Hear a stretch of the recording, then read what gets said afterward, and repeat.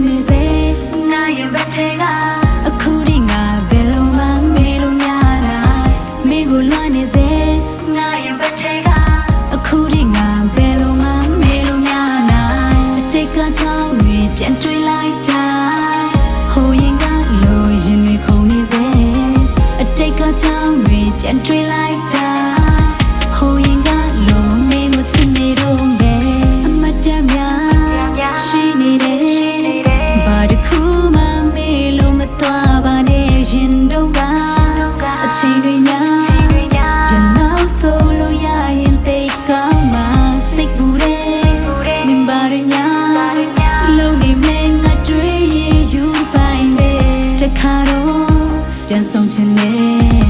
တက်တယ်လို့ပိုင်ဆိုင်ချင်တယ်အစင်ပြေလားစင်ပြေရလား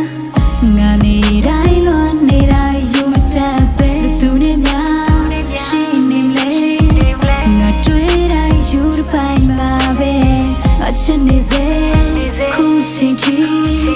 ဘယ်လိုမှငါမပြောင်းလဲနိုင်တော့ဘူးဒီချစ်ကမင်းတို့ထားဝရပါ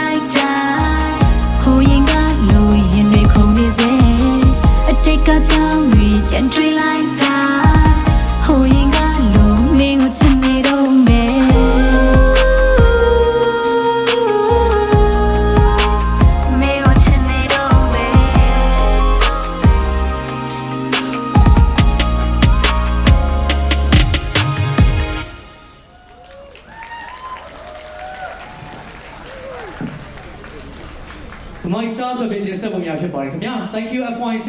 ကျေးဇူးများကြီးတင်ပါတယ်